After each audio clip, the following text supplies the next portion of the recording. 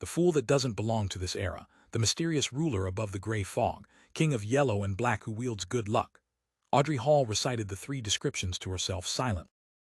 She suddenly felt a tumultuous wave of emotion go through her, preventing her from maintaining her spectator state.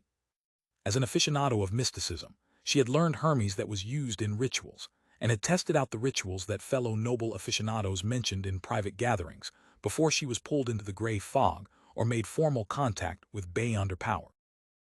None of those rituals had any effects, but they had given Audrey a basic understanding of the structure of incantation. Thus, she knew clearly what these three incantations described and signified. The descriptions usually described one of the 7 gods that looked over this world. Thus, the fool's incantation was claiming status equal to the Lady of Crimson, Mother of the Secrets, and the Empress of Disaster and Horror.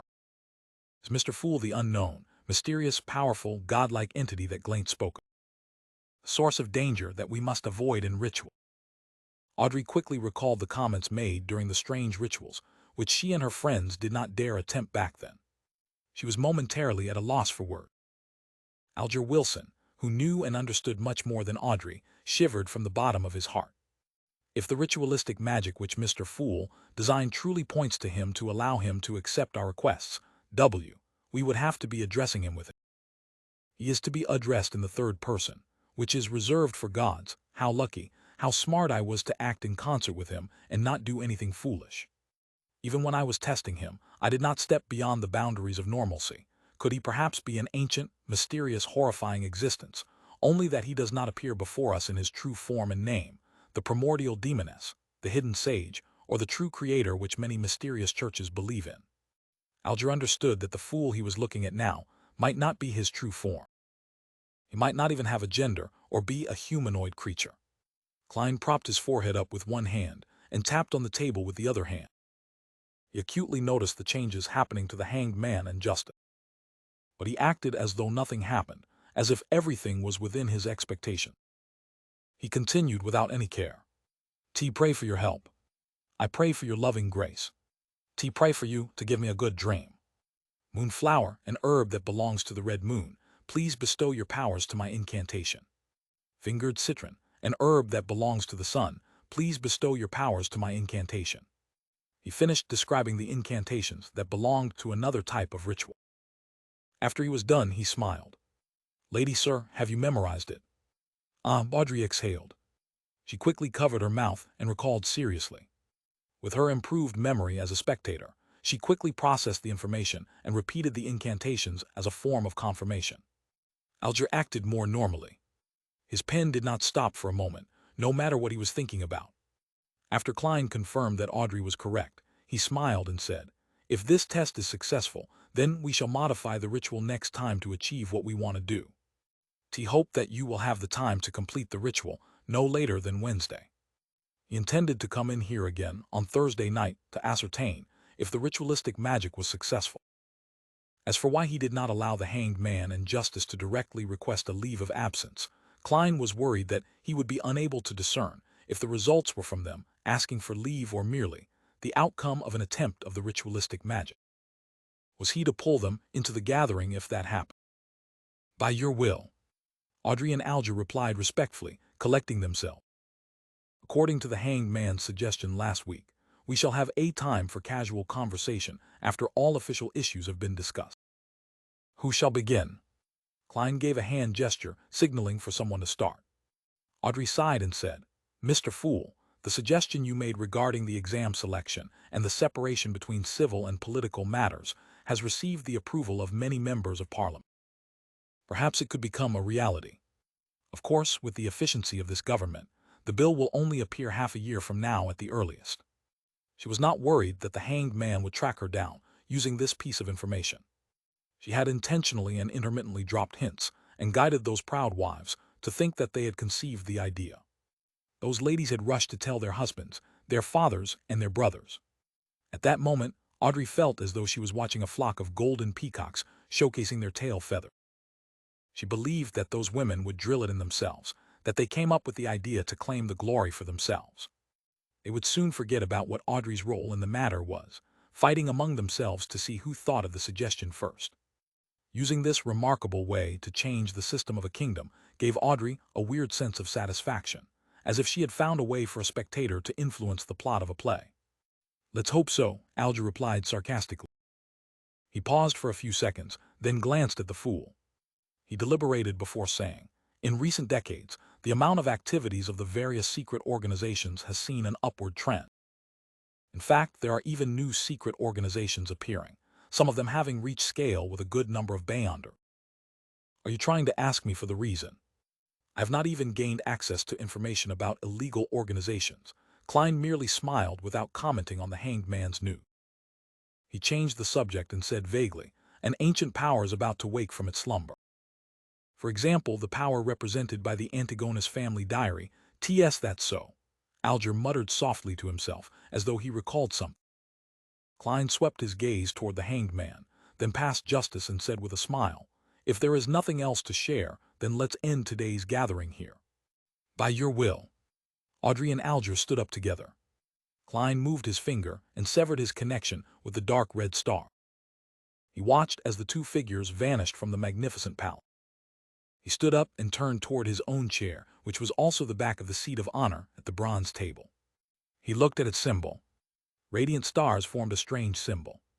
It was not a symbol that fit anything in Klein's present understanding of mysticism. He observed it closely before identifying the pupil-less eye, a symbol representing secrecy. He also saw contorted lines that represented change. Each of the symbols were missing a portion and were overlapped with each other, creating a new symbol. An incomplete secret and an incomplete change. What do we get when we add them together? Klein creased his brows and muttered to himself, unable to come up with an answer. He retracted his gaze and walked along the ancient, magnificent palace. His eyes scanned every corner of the palace. "Back when I casually imagined this place, it was merely a rough concept. I did not describe the shape of the palace, table, or chairs. Where does this design come from? The best choice? The first prototype? Or are they a reflection of reality?" Klein suddenly had a question he neglected previously as he looked at the palace.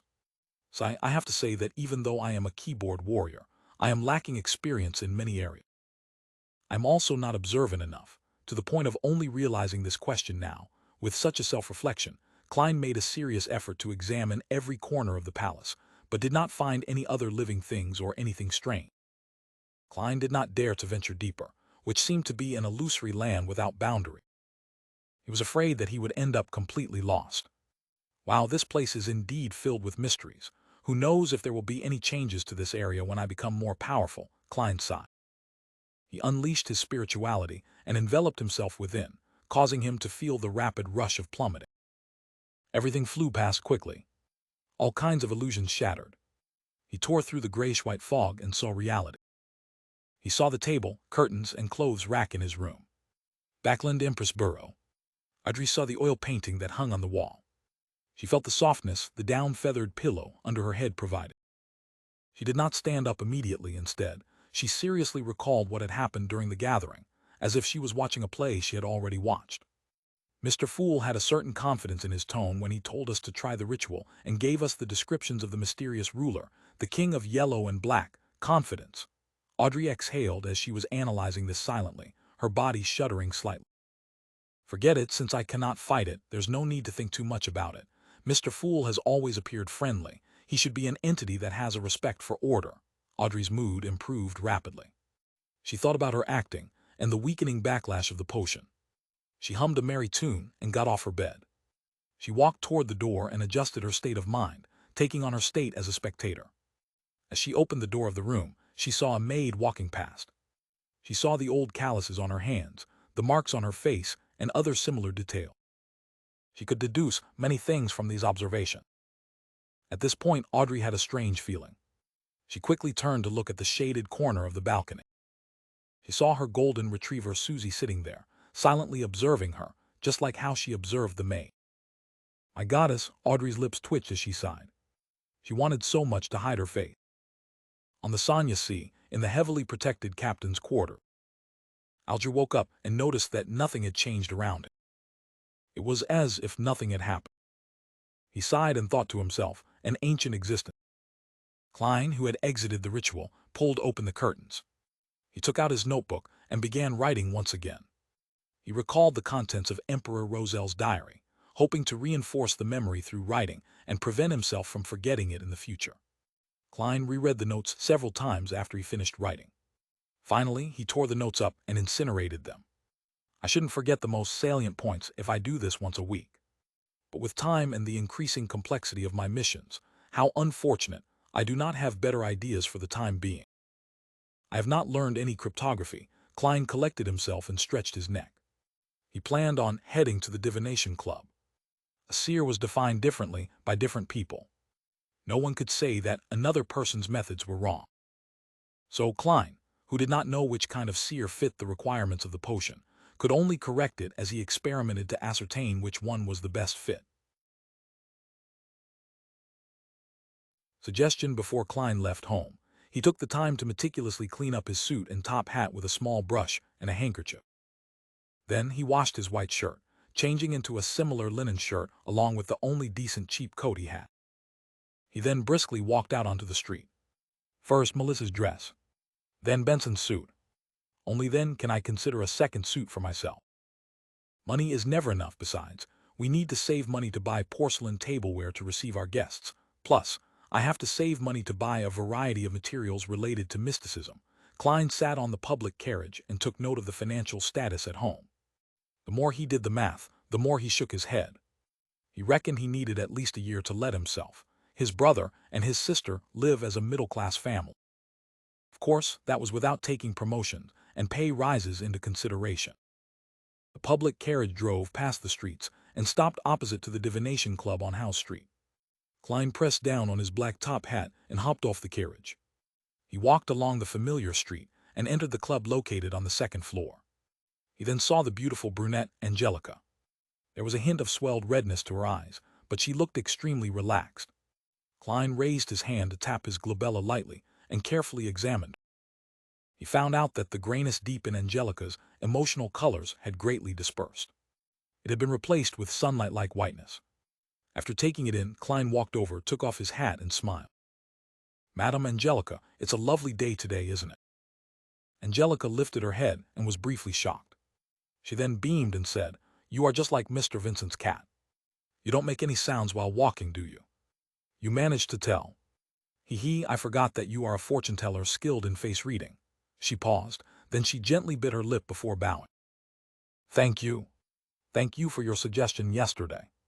I feel much better. I haven't been this relaxed, happy, and contented in a year." Upon hearing her show her sincere gratitude, Klein was infected with the joy and happiness she had. The corner of his lips lifted and he said, "It's my pleasure." As he spoke, he could feel his spirituality relax and turn lively. Is this what the seer potion wants? A seer that can really help the inquirer? Klein pinched his glabella as though he was thinking before secretly tapping twice. It had to be said that he found the action of activating and deactivating his spirit vision, in practice, insufficiently inconspicuous. However, the problem was that he hadn't thought of a better solution yet. As he had just become a seer recently, his spirituality had yet to reach its limit, and the same was applied to his mastery. Hence, there didn't seem to be many suitable locations for an activation switch for his spiritual vision. The glabella was the best option by far. When I become a true seer after fully digesting the potion, I should be able to design a more inconspicuous activation motion. Klein nodded unnoticeably and walked towards the half-opened meeting room. "Coffee or tea?" Angelica asked hurriedly. "Daisy coffee," Klein answered. He planned on trying out all the drinks the divination club had to offer.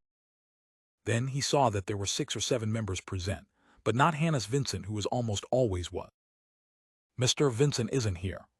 Klein stopped in his tracks and asked a passing question. Angelica was taken aback as she said, "Mr. Vincent doesn't come every day.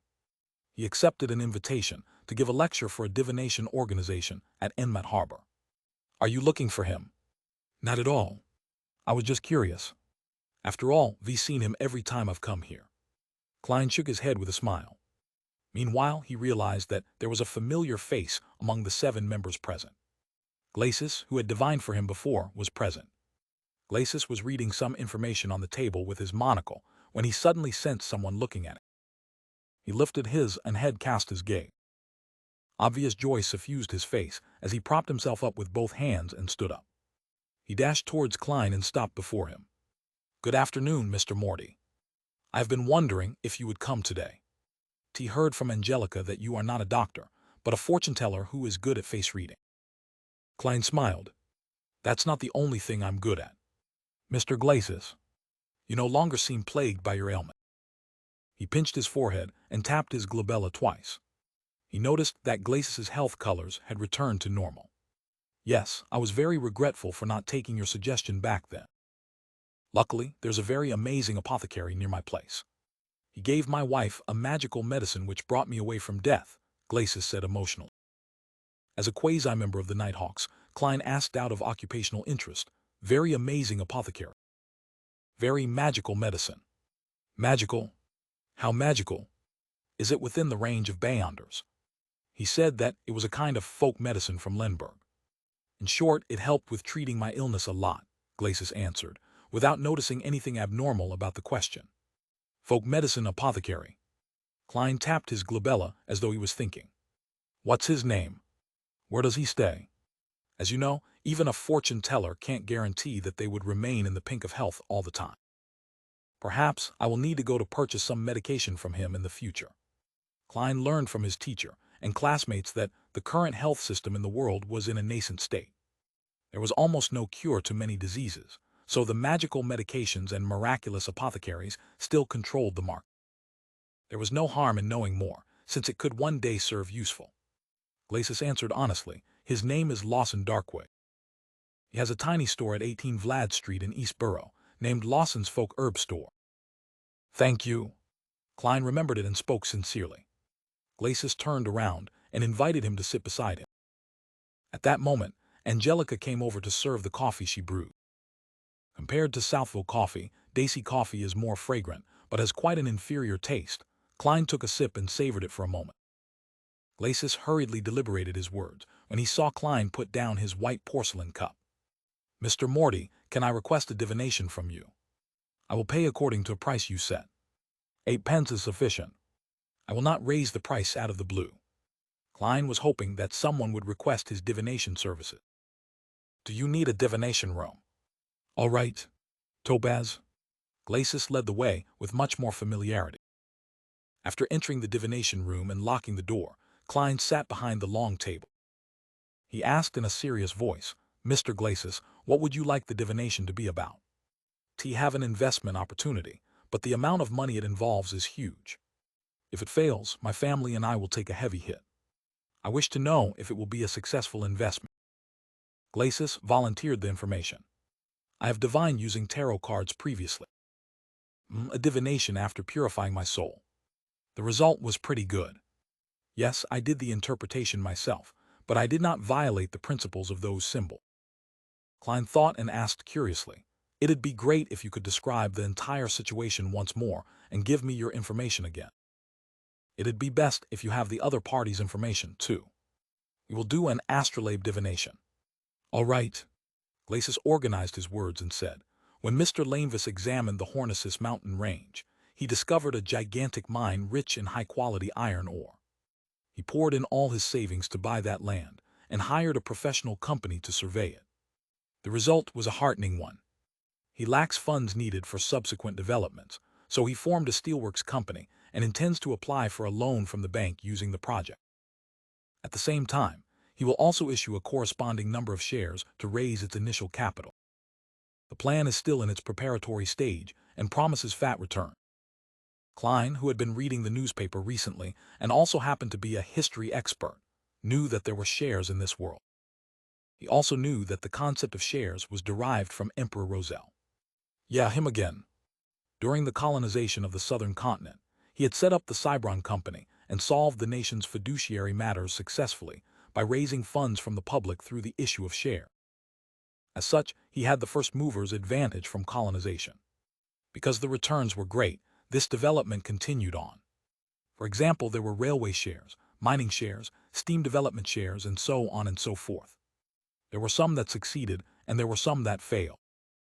Hence, it catalyzed the formation of organizations like the Backland Stock Exchange. Besides that, the Emperor Roselle had created national bonds, unit trusts, and other financial products. The former had become the most stable form investment, with a return of 4 to 6% interest. Klein remembered that Benson had once said that if he could inherit £3,000, there was no need to work hard any further. The stable annual interest of about 5% would result in an annual fixed income return of £150, roughly equivalent to Klein's annual income at present. This is known as rentier capitalism. Klein sighed and asked carefully, "Are you sure there's nothing wrong about this?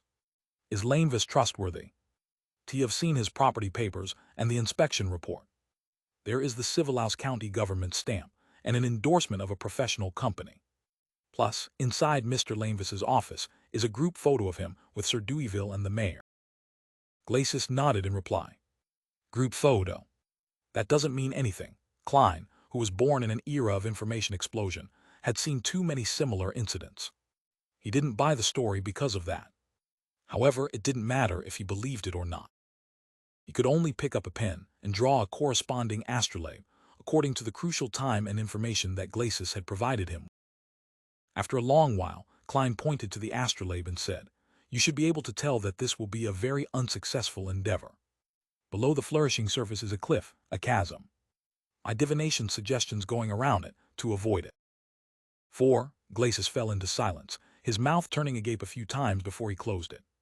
A few minutes later, he said with a rueful smile, "I'll consider it carefully when I'm back."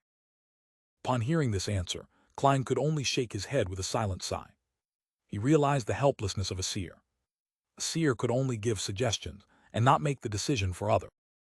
Just as the two left the Topaz room, Angelica walked over and said, "Mr. Morty, someone wishes for your divination."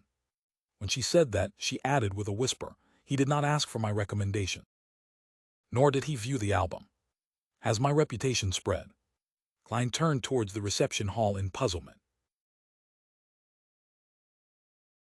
Interpretation. Klein proceeded a few steps forward and saw the client. He was dressed in a formal black suit and a half-top hat.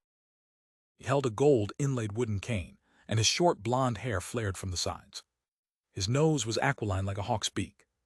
On his fiancée, the Joyce Mayer that went through a terrifying ordeal. Klein, who had seen him in his dream divination, immediately greeted with a smile, "Good afternoon, Mr. Mayer." "Good afternoon, Mr. Morty." Joyce took off his hat and bowed in greeting. "Thank you for the advice you gave Anna. She cannot stop praising how miraculous you are." Klein chortled and said, "I did not change a thing. You should be thanking yourself.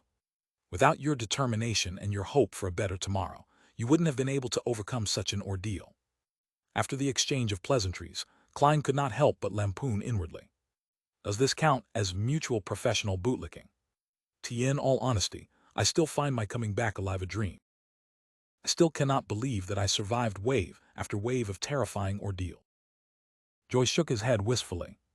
Without waiting for Klein's reply, he asked curiously, "You knew who I was the moment you saw me. Was that because of my unique nose, or because you divined that I would visit you? Had your detailed information." "That is enough for a seer," Klein answered vaguely, behaving like how a charlatan would. Joyce was indeed stunned. More than 10 seconds later, he squeezed a smile. "Mr. Morty, I wish to request a divination from you." The moment he finished his sentence, he suddenly realized something. Mr. Klein Morty had addressed himself as a seer, not a fortune-teller. "A seer? All right, let us head to Topaz." Klein gestured. At that moment, he felt as though he should have worn a long black robe. He tried to keep his words to a minimum, to accentuate the mystique of a seer. Joyce Mayer locked the door behind him after entering the divination room. While he observed his surroundings, Klein seized the opportunity to tap his glabella twice and activated his spirit vision. Joyce sat down and set his cane down beside him. He pulled on his black bow tie and said hoarsely, "Mr. Morty, I wish for you to interpret my dream." Dream interpretation. Klein acted as though it was within his expectations, but was merely asking for confirmation. He saw that the colors representing Joyce's health were dull, but none of them signified an impending illness. The colors symbolizing his emotions were predominantly blue, and its darkness showed that he was obviously high-strung. Joyce nodded seriously.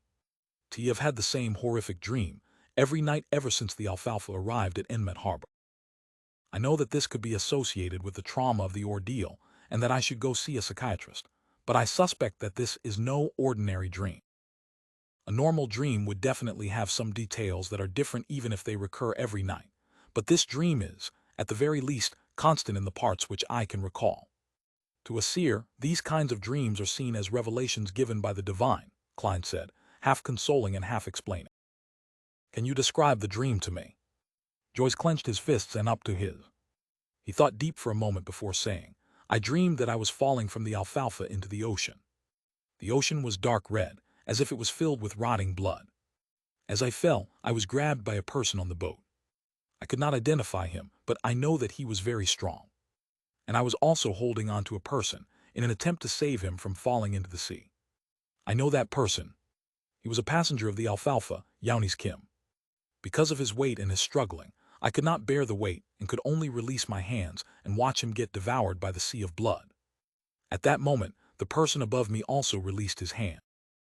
I flailed my arms, hoping to grab onto something, but there was nothing. I could only plummet rapidly. Then I wake up in horror, sweat covering my back and forehead. Klein held his forehead and gently rapped it as though he was thinking. He then organized his words and said, Mr. Mayor, nightmares, similar nightmares and repeated nightmares, these are all psychological problems and have a corresponding source. The same nightmare recurring time and time again is a reminder from your spirituality. It is also a revelation given to you by the divine. Upon seeing Joyce appearing confused, he elaborated, do not have any doubt, an ordinary person's spirituality is also capable of giving reminders. I do not know what exactly happened on the alfalfa, but I can see that it was a tragedy of blood and steel. It has left a deep trauma in you. Seeing Joyce nod slightly, Klein continued, you must have been very horrified, very fearful on the ship. It is easy for a person to lose their observational skills when overwhelmed by such intense emotion, thus missing signs that they should not have been missed. This does not mean that you have not seen those signs, but you have disregarded them, you understand. Disregarded. In your subconscious, in your spirituality, the details that you have missed are present all the same. If the thing that the detail is pointing toward is important enough, then your spirituality will remind you in the form of a dream. Previously, I had similar case of disregarding a feeling, only to later realize that the diary was with Ray Bieber, but I was more sensitive and had stronger spirituality.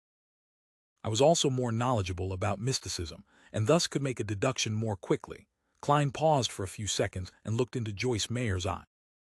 Did Mr. Yauni's Kim, who you let fall into the sea of blood, requested you of something on the boat, but was ultimately unable to escape his fate? Joyce fidgeted his body unnaturally. He opened his mouth several times before answering, yes, but I do not pity him. Perhaps a few days or a week from now, you will see in the newspapers how cruel and evil he was. He raped and murdered at least 3 ladies, and tossed a baby into the raging sea. He also led a bunch of savages who had lost their rationality, and brutally massacred the passengers and crew of the boat. He was scheming strong and evil. I did not dare, nor could I stop him.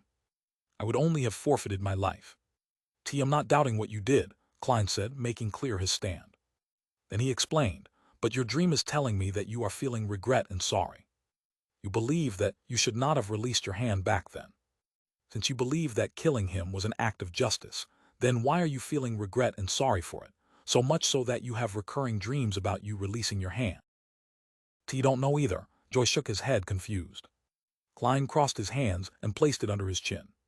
He attempted to analyze the situation. Incorporating what I just described, it seems you have missed certain detail. For instance, anything that Yauni's Kim mentioned, his contents of his plea, the way he presented himself, etc. I cannot recall the incident for you, so please think about it carefully. There's nothing, all he could say back then was spare me, I surrender, Joyce muttered in puzzlement. Klein did not know exactly what happened, so he could only guide him based on what he understood from the dream. Perhaps you felt that Yauni's Kim was more useful alive, that he could prove something or to explain something. Joyce knitted his brows.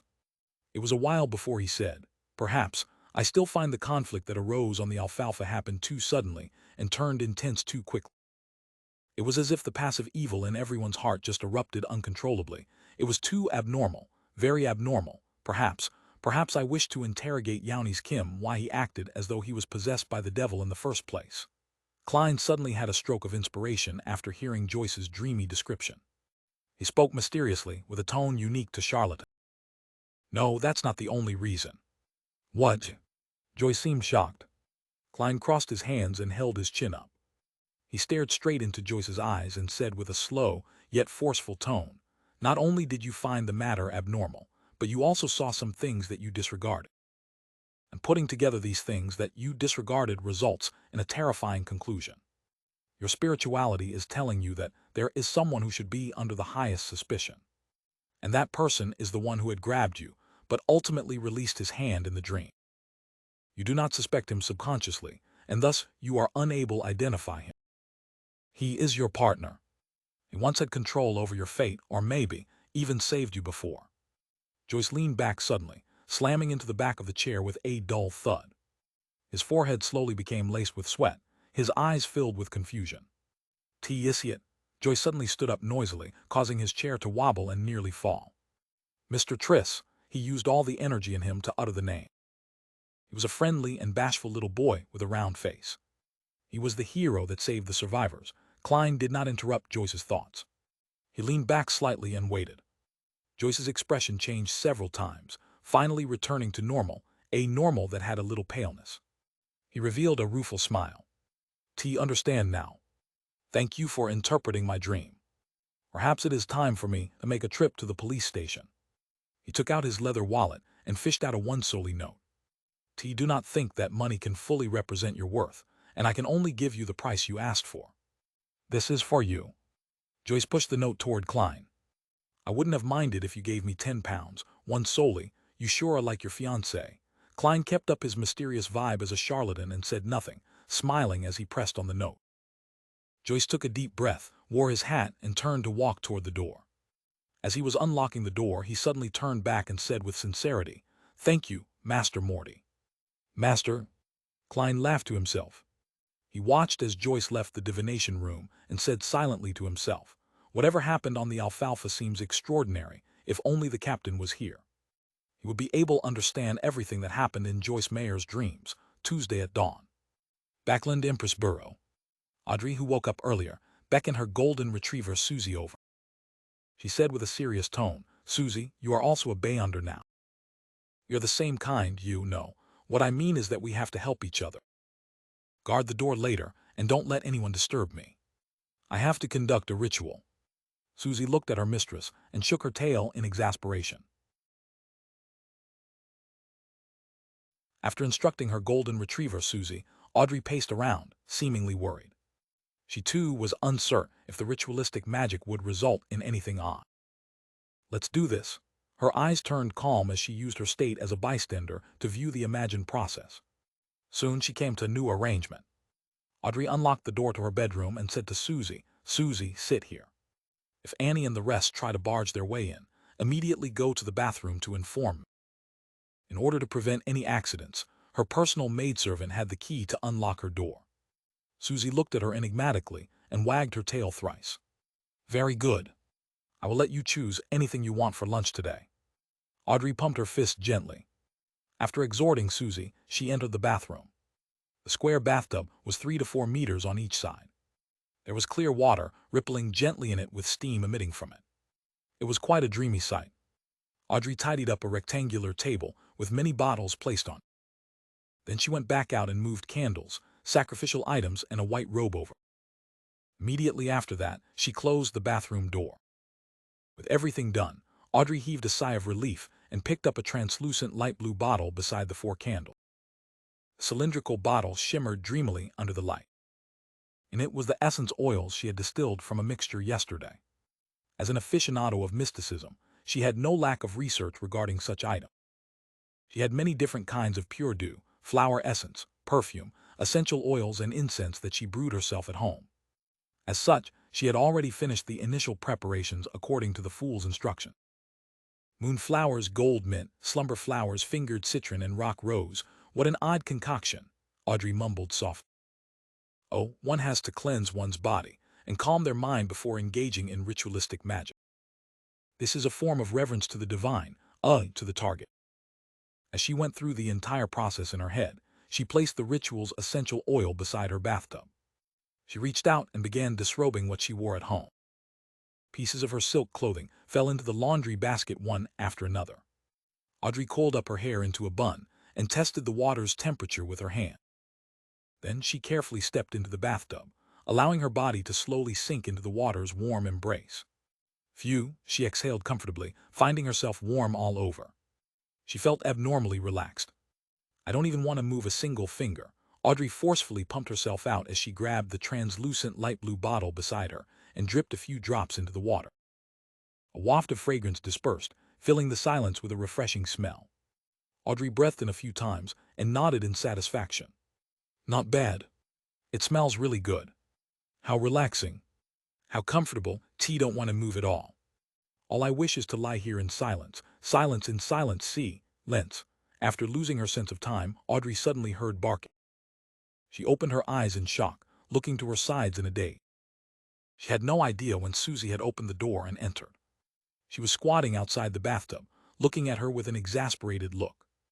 As she rubbed the corners of her eyes, Audrey felt that the water had cooled down quite significantly. I fell asleep, she subconsciously asked herself. Susie looked at her without barking or wagging her tail. Haha, the effects of that bottle of ritual essential oil sure is great. Yeah, really great. Audrey chuckled dryly as she explained with a cheerful tone. She stood up, retrieved a towel, and as she wrapped and wiped her body, said to the golden retriever beside her, Susie, continue keeping watch. Do not let Annie and the rest enter. Only when the golden retriever left did she secretly stick out her tongue. She threw her towel aside and wore a clean white robe. After closing the door to the bathroom, Audrey recalled the ritual she had memorized. She picked up 4 candles and placed them on the 4 corners of the table. A loaf of white bread at the top left corner, a bowl of Potter noodles at the top right corner. Smells great, but it's a little cold, no. It's not time to think of this. Paella at the bottom left corner and daisy pie at the bottom right. Audrey set up the altar according to the fool's description seriously, shaking her head twice during the process. After she was done with the preparation, she left her 4 candles lit. She picked up a silver knife and stabbed it into a pile of coarse salt. After narrating the sacred incantation in Hermes, Audrey raised the knife with beautiful patterns and placed it into a cup filled with clear water. After focusing her mind, she pulled out the silver sacred blade, cogitating her spirituality to spew out and spread from her blade. Invisible energy spewed out as Audrey held the knife and circled the altar once. When she felt that a spirituality wall was fully erected around her, she expelled all the uncleanliness and distractions outside. Maintaining her spectator state, she prevented her excitement and joy from affecting the ritual. She put down the silver knife and picked up the tiny light blue crystalline bottle and dripped a drop on each candle. Sizzle! A faint fragrance emanated as Audrey's body, heart, and soul seemed to attain tranquility. She drew a breath as she lowered her head in reverence and began chanting the incantation in Hermes. The fool that doesn't belong to this era, you are the mysterious ruler above the gray fog. You are the king of yellow and black who wields good luck. Pray for your help. Pray for your loving grace. I pray for you to give me a good dream. Moonflower, an herb that belongs to the red moon, please bestow your powers to my incantation. Fingered citron, an herb that belongs to the sun, please bestow your powers to my incantation. Right after Audrey chanted the incantation and hoped to cogitate the contents of her plea, she felt there was a stir within the spirituality wall. She saw a dark red star swirling on the back of her hand. Her heart leaped as she hurriedly closed her eyes and calmed her heart to plead sincerely. When everything was over, she surveyed her surroundings wondrously, but did not find anything odd. Yes, that all? Audrey knitted her eyebrows slightly as she whispered. The king of yellow and black who wields good luck, the fool that doesn't belong to this era, in the Blue Avenger's captain cabin, Alger Wilson in his windstorm robe was silently reciting the 3 lines of description he had heard in the afternoon. He seemed to be attempting to find clues of the person's identity through it. He shook his head and stood up in a clearly vexed manner, but ultimately did not do anything. Alger was not at ease inside the Blue Avenger, an ancient ship that was a relic from the Tudor dynasty. Although he was already in control of the ship, he had a gut feeling that there were still many hidden secrets, just like the Blood Emperor. Therefore, he planned on using the ship to test the fool's powers, but did not wish to attempt the unknown ritualistic magic on the ship. Alger ruminated for a few minutes before leaving the captain's cabin and went on deck.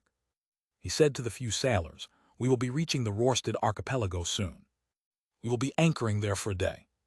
The sailors immediately cheered as they shouted in unison, "Thank you, Your Grace." As the ghost ship did not need sailors, there were very few sailors on board. There was no need to worry about their supplies, being able to enjoy fresh food and clean water. However, day after day of voyaging at sea, and the nearly unending vistas exhausted them both physically and mentally. It felt like they were always repressed and tolerating something until they lost control. As for the Rorsted archipelago, it was a famous colony on the Sanya Sea. Their business was booming, and they had all kinds of industries. T simply can't wait. A crew member gyrated his hips and sniggered a meaningful laugh that all men would understand. On the public carriage toward Zoutelen Street, Klein, who was reading the newspapers leisurely, suddenly jolted. He seemed to hear an ethereal voice calling out to him. Shapeless murmurs resounded in his mind, as his forehead throbbed uncontrollably. The contents of the calling that could not be heard left as fast as it came. In just 10 seconds it was gone. Klein pinched his forehead and resisted the throbbing pain deep in his brain. Is this the murmurings of unknown existences that old Neil mentioned? Result of having enhanced spiritual perception. Thoughts flashed through Klein's mind as he suddenly saw 4 black dots appear on the back of his right hand. They were like tiny, inconspicuous moles. The 4 black dots that stemmed from the luck enhancement ritual quickly sank, dimmed, and vanished. Klein looked at it in surprise and had an additional guess about what had just happened. Justice, or the hanged man, has attempted the ritualistic magic I gave them. Was my train of thought right? Those 3 descriptions have precisely pointed towards me through the mysterious space above the gray fog. But I'm far from powerful enough. I can't hear the contents of their requests. I wonder if the information is stored above the gray fog. Yes, I should confirm it by entering tonight. Klein felt a little perturbed and agitated. He quickly raised his newspaper and hid his face, preventing anyone from seeing the changes to his expression. Soon, he arrived at Zoutelen Street and entered the Blackthorn Security Company. Before he could greet Rosin, Klein saw Captain Dunsmith walk out. He held a piece of paper with a portrait on it. Take a look at this internal warrant of arrest. A very cruel and vicious Beyonder has entered Tingen. Dressed in his black windbreaker, the hatless Dun swept his gaze over and handed the piece of paper in passing. Klein received it, and the first thing that entered his vision was a portrait sketch. The sketch was of a boy with a round face. He looked amiable with a tiny hint of bashfulness, and was fairly young, probably about 18 or 19 years old. Triss, a suspected Beyonder. The initial estimate is that he's a Sequence 8 instigator, and we are not eliminating the possibility that the Theosophy Order is behind it.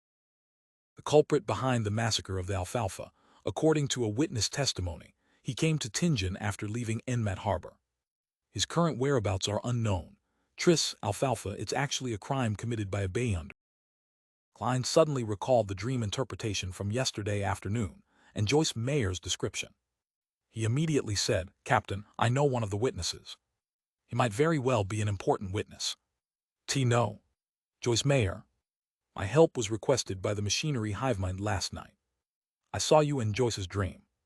Many details have led to the confirmation that the Alfalfa tragedy was a result of Triss. Dunn's gray eyes looked unperturbed as he chuckled. How uninteresting.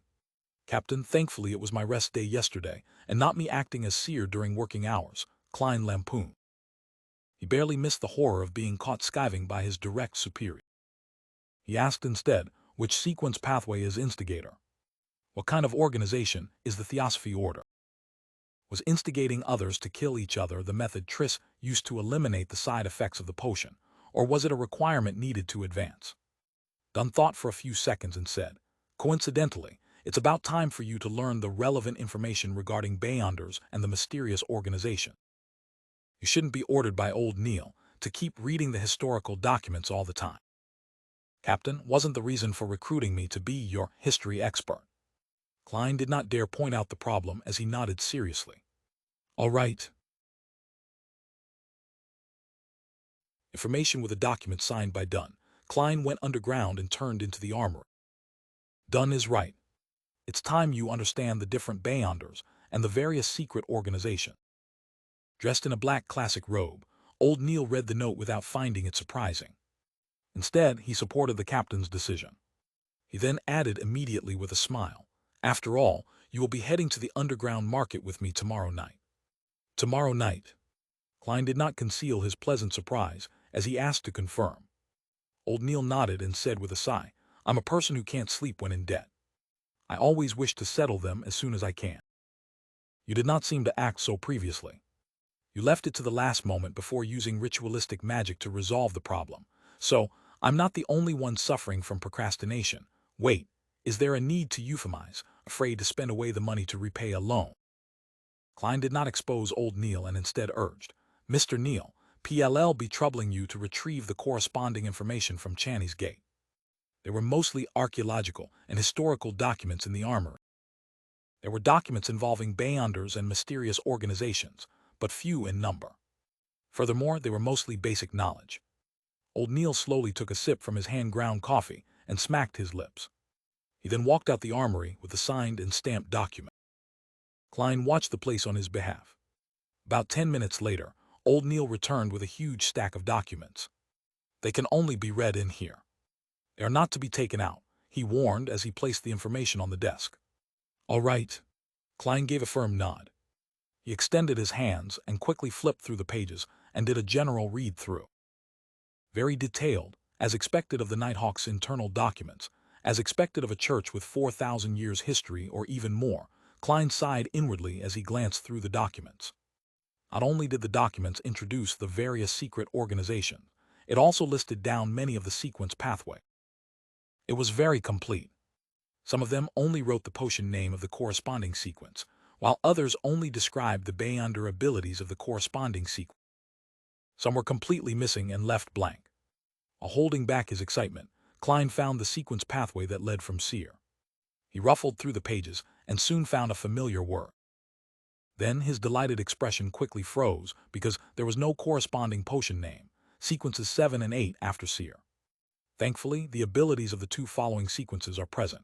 Klein silently exhaled as he calmed his mind and read the description seriously. Sequence 8, potion name unknown. The corresponding Beyonder is good at fighting with artifice and very crafty. Good at fighting with artifice. This is the next advancement of Seer. Why does it feel odd? I'm not a hunter. Am I going to become a melee mage? What does crafty mean? My intelligence is enhanced, making me good at fooling the enemy. Klein was stunned. He even suspected that the Nighthawk's information was wrong. There were corresponding case studies appended, but he could not find a reasonable explanation despite reading it repeatedly. He cast his gaze lower as the description of sequence 7 entered his eye. Potion name unknown. The corresponding Beyonder is good at many spells that can be quickly cast.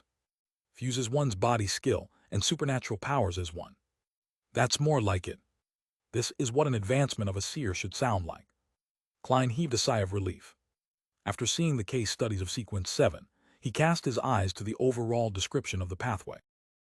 This sequence pathway was first established by the Solomon Empire's Zeratol family.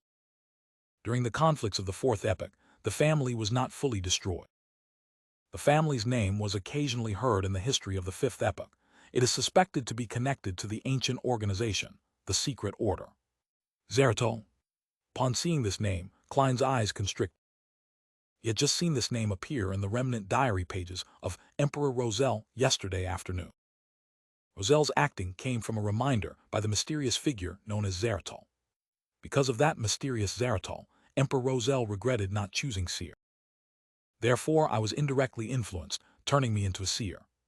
It makes acting return to the embrace of the Seer. It feels like it was all predestined. Klein knitted his brows and felt that things were somewhat different. Just from the logical chain, he did not feel that there was anything wrong in any aspect.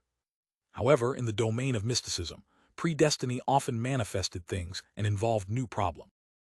In addition, transmigration is quite a baffling matter. It's just confusing. And the guy I've possessed tried to commit suicide because of the lost notebook of the Secret Order. Klein thought for quite a while and had many guesses, but lacked the information needed to prove them. After repeatedly reading the information, he finally suppressed his ideas and read the other records. He first found the Sailor sequence and discovered that it indeed belonged to the Lord of Storm. For an old opponent that they haven't faced for perhaps more than 2,000 to 3,000 years, the Nighthawk's internal records were rather detailed. Sequence 8, Folk of Rage. Ancient name, guardian of the windstorm. The corresponding Bayonder can release several strikes that exceed ordinary thresholds when enraged.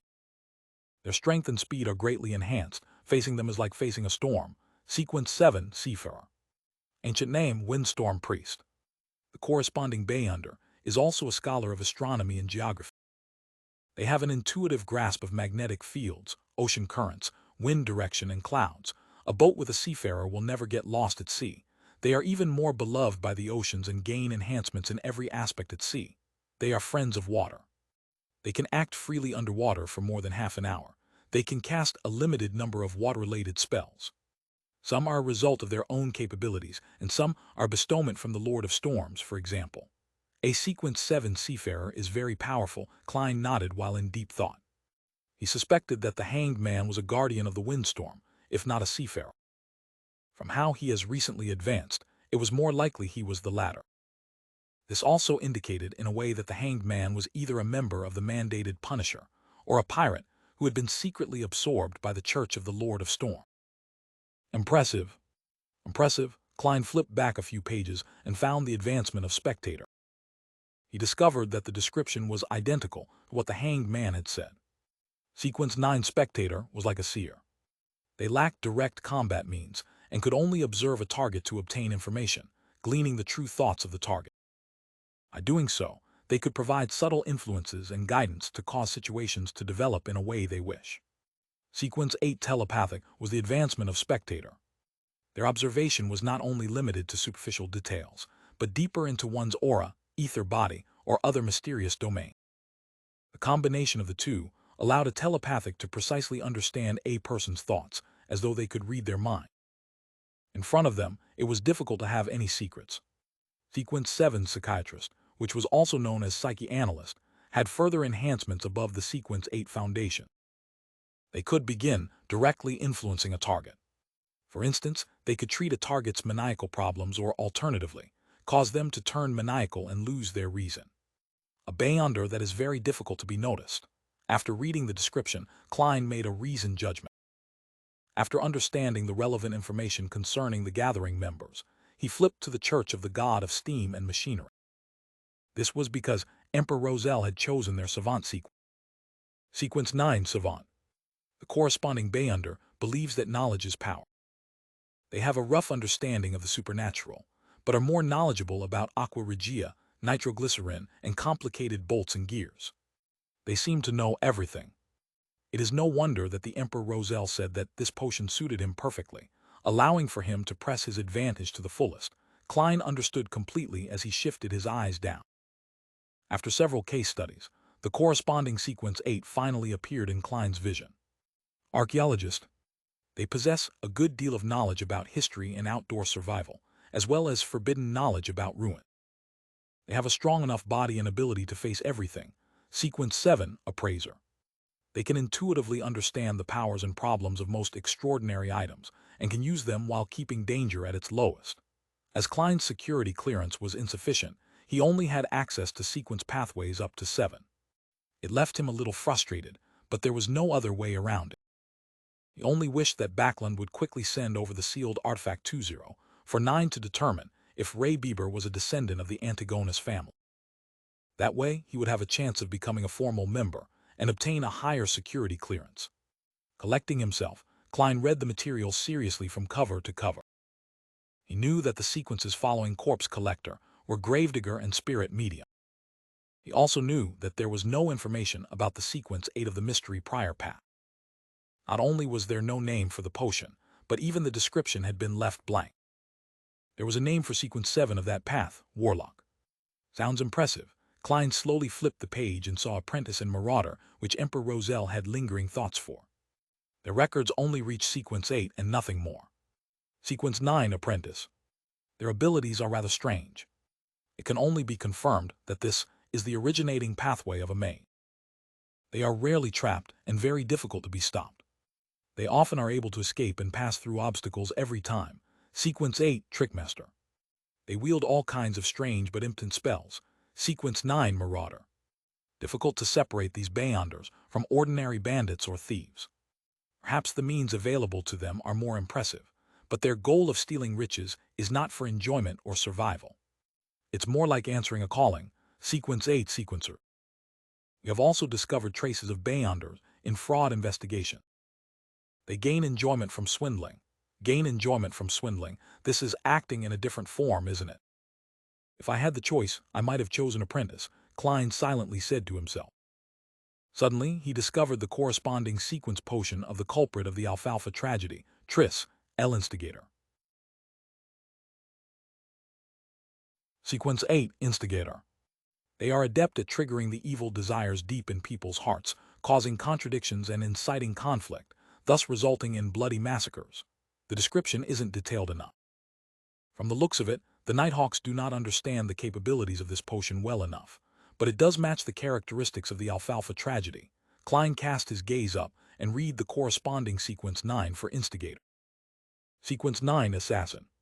Can transform their bodies in a short period of time and become light as a feather. They can also utilize vision equal to that of an eagle. Every assassin is adept at hiding in the shadow. They have dexterous steps and have the ability to release all their strength in one blow. After reading the description, Klein was left completely confused. Assassin, the advancement from assassin, is instigator. This advancement is just as odd as how a seer advances to a class that is good at fighting with artifice. Some sequence pathways advance in a very ordinary fashion, such as spectator. Yet there are sequence pathways that seem to violate intuition and logic. Well, that might not be completely true. Perhaps I just haven't discovered some of the hidden common points. For instance, assassins and instigators can both bring catastrophe to others, but I can't figure out the advancement of seer. Hey, could it be of the Gandalf lineage? After adding some supportive magic, the other attribute points are dumped into strength and techniques. As Klein lampooned in a speechless manner, he silently shook his head. He flipped to the section about the secret organization, the Theosophy Order that involved instigator. Theosophy Order, a secret organization that appeared in the Fifth Epoch, which is the early era of the current epoch.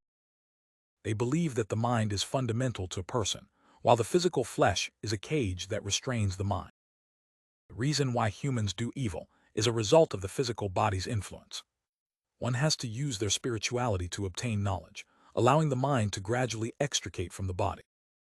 Then, through the trials of the stars, they will eventually be separated from the material world, returning to the purest and truest self, obtaining eternal redemption. Therefore, many extremist members of the Theosophy Order will make destroying the bodies of others their goal, which has led to many bloody massacres. It is obvious that they possess two sequence pathways. The first is the more common apprentice and trickmaster potions among their members. The other sequence comprised of assassin and instigator rarely appear. There is currently no evidence that indicates that the Theosophy Order possesses sequence 7 or higher potion.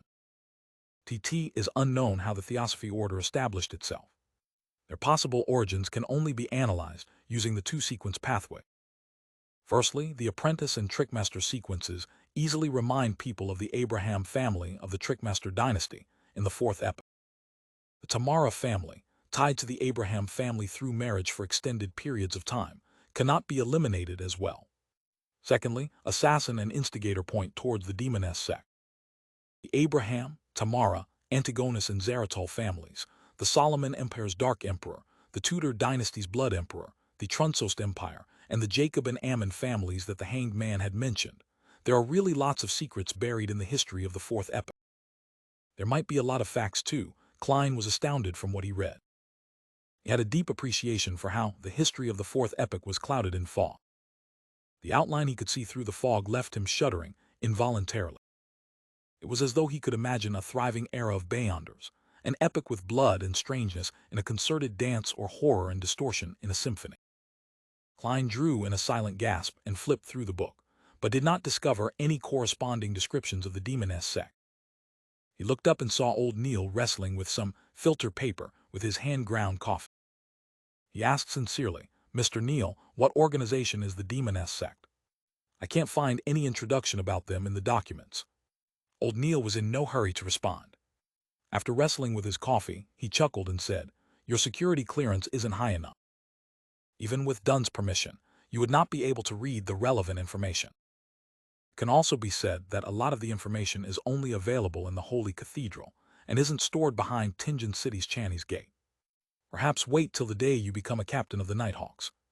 You would be sent to the Holy Cathedral for training, and would then be able to access them. Do not understand much about the Demoness sect. All I know is that they worship the primordial Demoness.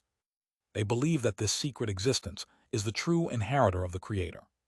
She was born out of the chaos, and was the earliest to be born from the Creator's body. She is also the ultimate ender that ends everything. Their sequence pathways are related to this because to obtain the favor of the primordial Demoness and to approach this secret existence, the upper echelons are all female. This is also why they are called the Demoness sect. Anything else is not something a formal member like me will know. I've heard that the Demonesses make it their mission to spread catastrophe. Spread catastrophes. This does match the hidden commonality of assassin and instigator, but this Mr. Triss's future seems bleak. The subsequent potions seem to be more suited for females. Kleins nodded slightly before he continued reading the information. After he finished reading, he realized that the secret organizations were a lot more than he imagined. But on second thought, he found it very ordinary. After all, this world had so many years of history underlying. There was once an era when Beyonder powers were extremely active. According to the provided information, Klein categorized the secret organizations into three based on era. First were the ancient organizations born in the Fourth Epoch. They included but were not limited to the Moses Ascetic Order, Secret Order, and the Blood Sanctify sect, which were followers of the devil. However, the information only mentioned the Demoness sect. The second was the secret organizations early in the Fifth Epoch, the present epoch. For instance, the Theosophy Order or the death-worshipping Numinous Episcopate. There is also the Life School of Thought, which employs a master-disciple heritage, and the Rose School of Thought, known among Beyonders for its bloody sacrifices. The third category were new organizations that appeared in the recent century or two. They include the Aurora Order, the Iron and Blood Cross Order, the Element Dawn, and the Psychology Alchemists, which Klein learned about much earlier. Apart from them, there were other organizations that did not do anything major. Benson and Melissa must have never imagined that the world is so dangerous. It's not only limited to wars. Klein shook his head with a wry smile.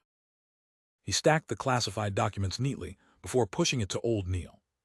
Meanwhile, he added silently in his heart, "Please don't let my tarot club be on the list." Old Neil never suspected that a leader of a secret organization was sitting opposite to him. He chuckled and took the documents and headed to Channy's Gate. Klein sat there and wondered if he should divine the location of instigator Triss. But he abandoned the thought after less than 20 seconds. After all, he only had a vague idea of Triss's appearance and did not know if the name was genuine. If he could figure out his location with that, he would not be a seer but a prophet. By the time old Neil returned, Klein had straightened his thought processes and continued his revision of mysticism studies to grasp even more forms of ritualistic magic. He spent the day studying and revising. He did not participate in the joint operation needed for capturing instigator Triss. He did hear that the delivery of sealed artifact 2049 from Backland had been delayed due to some reason or another. The actual time of arrival was still pending. As he had earned nearly 2 soldi from yesterday's divination, Klein spent 10 pence to buy a 2-liter barrel of Enmet beer for Benson on the way home. He also bought some lemon cakes fresh out of the oven for Melissa. "Klein, I know you care for us deeply, but there's no need." "There's no need to keep spending money on such matters," said Benson, after he saw the tiny barrel of beer and deliberating over his words. Melissa stood beside him and nodded slightly. "This is probably how our consumerist habits differ," Klein sighed in amusement. "Benson, Melissa, don't worry. This was bought with my additional reimbursement. Yeah, I earn an additional 2 to 4 soldi every week. I can't tell them that these are the earnings I got from doing divinations for others, right?" he added inwardly. "That job of yours is much better than I imagined." Benson was taken aback as he made an objective assessment. "That's right. I even learned divination from it," Klein mused silently before turning toward the kitchen. Under the combined efforts of the trio of siblings, a sumptuous dinner was ready for eating. After having their fill, Klein, Benson, and Melissa lay slumped in the living hall. It took them quite a while before they got up to clean up, chat, and study. When Benson and Melissa fall asleep, I'll head above the gray fog to see the effects of the ritual. As Klein revised his history textbooks, he shot a glance at his sibling. West Borough, Iron Cross Street, Lower Street. A three-storied apartment was immersed in darkness. There were no street lamps or any additional light. Suddenly, a figure leaped out of a window from the third floor. It landed gently on the ground like a feather, without causing so much as a stir. His body crouched and suddenly vanished as though he had blended into the shadow. All that could be seen was the outline of his body. As he traveled quickly, the figure arrived at the harbor. He headed for a corner devoid of anything except for a pile of goods.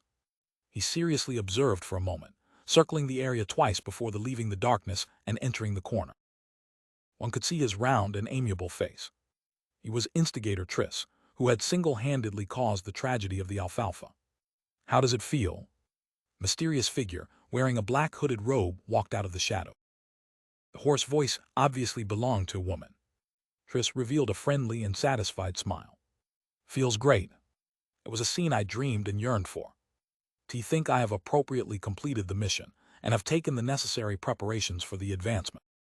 The black-robed woman nodded indiscernibly and said, "Very well. According to the promise, I'll hand you the sequence 7 formula and the 3 main ingredients. You will have to gather the rest by yourself." "No problem," Triss answered, seemingly prepared. The mysterious woman raised her hand and handed a book-like object to Triss. The book had an ancient and mottled bronze exterior cover with a strange star-shaped lock on its side. Triss knew that inside the book was the formula and ingredients. He instantly became thrilled. He tried hard to compose himself as he looked curiously at the potion's name on the bronze outer cover. "Witch!" Triss exclaimed. He found it unbelievable that the word written in ancient Hermes was witch. "Witch! I'll advance to become a witch." "What a joke!" The mysterious woman covered her mouth and let out a chortle. It took her quite some time before she answered, "Weren't you always curious? Curious about why our upper echelons are all female? That is the answer." The crimson moon high in the sky hung silently in the darkness. It illuminated Tinjin City, the city of universities, as it gradually fell silent. Klein stood in front of his desk and looked through his oriel windows to see the empty Daffodil Street. He heard the sound of carriages quickly galloping far away without causing a din. He picked up his vine-leaf-patterned silver pocket watch and snapped it open. He took a glance at it and drew the curtains, making the yellowish lights of the gas lamp reflect back into the bedroom. Klein turned around at an adequate speed, locked his room, and switched off the gas valve. The room was immediately covered in darkness. Only a sliver of red moonlight penetrated the curtain. It gave rise to an atmosphere perfect for many late-night folk tales. Klein took out the silver knife he had applied for. He imagined the spherical light and entered a half-cogitation state. He focused his mind according to his previous practice, allowing his spirituality to spew out from the tip of his blade. Then he allowed their motion to miraculously fuse with his surroundings, sealing off the room. He was doing it to prevent any abnormal stirrings that could wake Benson and Melissa. Following that, Klein put down the knife and walked 4 steps in a counterclockwise manner. Every step was accompanied by the incantation from Earth. The unchanging roars and murmurs inundated him. With the same mania and pain inflicted on him, he did his best to control himself and withstood the most grueling and dangerous stage in his half-conscious state. The grayish-white fog was endless. The dark red stars were at varying distances from him. The towering divine palace stood erect like a dead giant. Nothing seemed to have changed. The silence and antiquity that had accumulated over thousands of years swarmed him. "No, there is a change," Klein silently muttered to himself. His gaze locked onto a dark red star near him. That was the star symbolizing justice. The star's deep redness began a pulse. It did so with average amplitude, but did not stop. Klein carefully spread out his spirituality towards the deep redness. The moment the two made contact, he felt a hum in his head. He saw a blurry and distorted scene, and heard the illusory but stacked voice of prayer. "The fool that doesn't belong to this era, you are the mysterious ruler above the gray fog. You are the king of yellow and black who wields good luck. I pray for your help. Pray for your loving grace. Pray for you to give me a good dream. Pray for you to give me a good dream. I pray for you to give me a good dream." The female voice resounded constantly in an intermittent fashion. Klein's psyche turned more irritable and chaotic. It was akin to listening to someone upstairs pounding on the floor when he had just fallen asleep. He repressed his emotions and used cogitation to calm the urge. He carefully discerned the blurry scene that appeared before him. It was a girl dressed in white robes. She had a head of beautiful golden hair. She was standing before 4 flickering flames, her head lowered as she kept chanting. From the distorted image, Klein barely recognized her to be Miss Justice. At this point, he confirmed that the ritual incantation he had created could precisely point towards the gray fog, towards him. This gave him a huge sense of achievement, going from nothing to having something. I won't praise myself for being awesome. Klein's mood turned for the better. He felt that the pleading voice that echoed in his ears like a buzzing fly was now acceptable. With a thought, he attempted to create a response in his mind, transferring it through the intricate connection to the dark red star. TM aware. The gray layer emanated before him. A distorted and blurry figure stood in the deepest depths, the spot where his eyes ought to be swirled with deep redness, as his voice resounded repeatedly in the vast and empty world. TM aware. TM aware. TM aware. Audrey Hall was jolted awake suddenly. She sat up with her blanket wrapped around her, as her mind was fully occupied with the scenes she saw in her dream. She knew very well that she had dreamed of the Fool, the mysterious being that lived above the fog. T.S. This a response to my morning prayer. Audrey, who quickly entered her spectator state, calmed down and analyzed. Although she did not understand why the Fool did not respond on the spot and only did so at night, she was still shocked that the ritualistic magic was effective with the few lines of incantation. In the past, she had prayed to the Evernight goddess, but had never received any response. Even if Mr. Fool was not a god, he is likely not far from being one. Audrey slowly inhaled before slowly exhaling. Since he was a powerful existence that she had no means of resisting, she quickly threw aside her worry. She began considering what to do next. First, I have to completely digest the spectator potion. My acting is still pretty good. Second, I have to seek out the psychology alchemist. Third, I should try to obtain the telepathist potion formula from Mr. Fool or clues regarding the psychology alchemists elsewhere. However, every godlike existence should have a complete sequence pathway that belongs to them. They might not know the formulas of other sequence pathways. A new Beyonder organization like the psychology alchemists might not be able to garner Mr. Fool's attention. With the connection severed, Klein sat at the bronze table seat of honor in a rather good mood. He was completely covered in gray fog.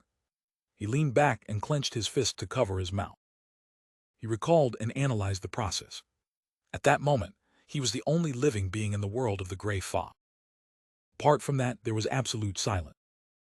It seems I can only pass information over and am unable to use the powers in here. From the looks of it, my idea of manipulation would not work. Klein kept prodding his mouth as he silently made a conclusion. He had originally planned on attempting to bind his body with the world of the gray fog in the same manner, if the incantation and ritual proved effective. As such, he could then leverage all the power of this mysterious space. If that happened, he could pray to himself, and through such a manipulative manner, he could go around the limitations, the mysteries, and the danger, allowing him to fully use the gray fog world. For example, he could first conduct a ritual and pray to himself for spell. Following that, he could come above the gray fog and answer his own request and bestow it. From the looks of it, I was being too idealistic. My understanding and control of the gray fog world has not reached that level. Klein shook his head in a self-deprecating manner and planned on leaving. At that moment, he saw the dark red star that represented the hanged man begin to pulse. He heard an ethereal and formless voice spread out. T coincidentally chanced upon the hanged man's ritual. Klein nodded in thought. He sat at the seat of honor of the long bronze table and extended his hand to tap on the star. His spirituality spread as it touched the pulsing deep redness. He heard the hanged man's heavy and repeated prayers along with a blurry scene. The hanged man was draped in a pure black robe in the scene. He stood in front of 4 plumes of fire. The surrounding spirituality had formed a wall, isolating him from any external influence.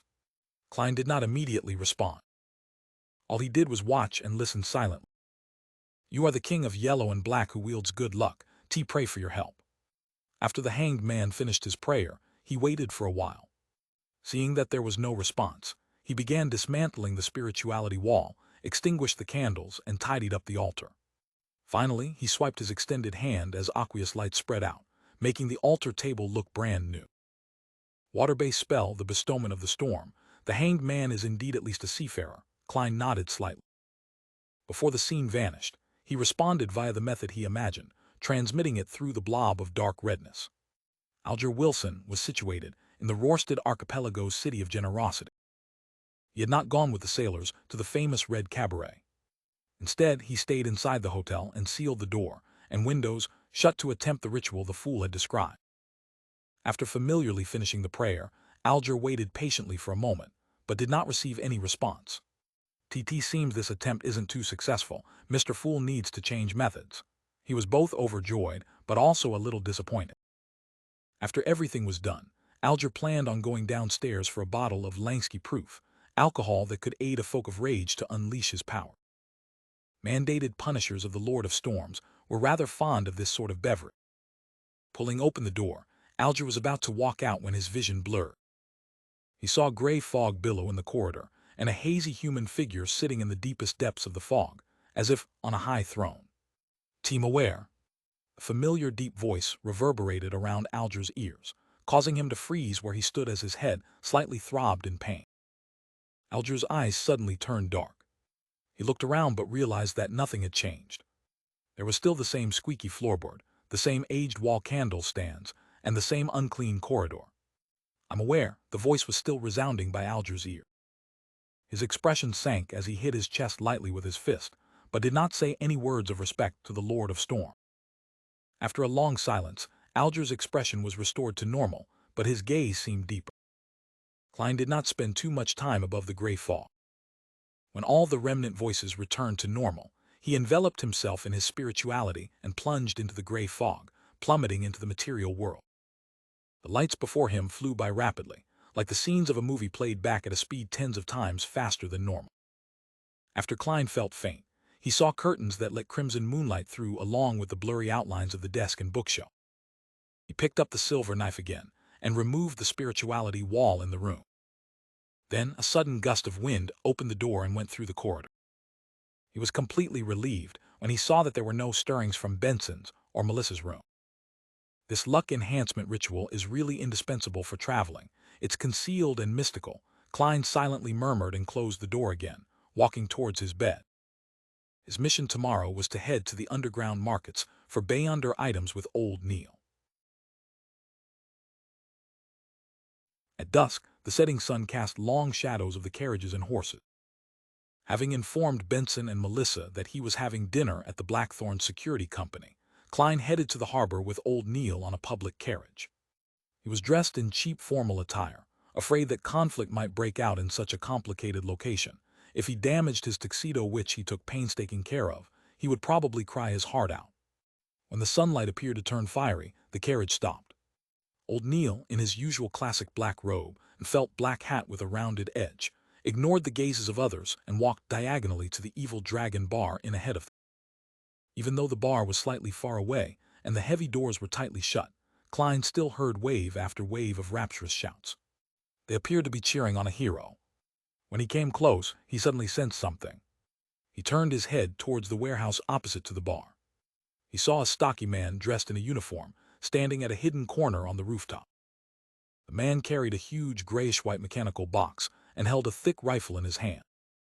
The grayish-white mechanical box was obviously connected to the same colored rifle via piping. Steam-pressured rifle. Klein muttered in shock. He looked at Old Neil and said, "This bar can actually obtain such weapon." That was a military-controlled item, although it used extracted phlogiston. The size and weight of the steam backpack were still shocking, something only a true warrior of blood and iron could withstand. The rifle had an extremely high muzzle velocity and shocking destructive power too. Matched with a suitable scope, it was nearly equivalent to an inferior sniper rifle. "What?" Old Neil squinted his eyes as he looked over, having a confused look too.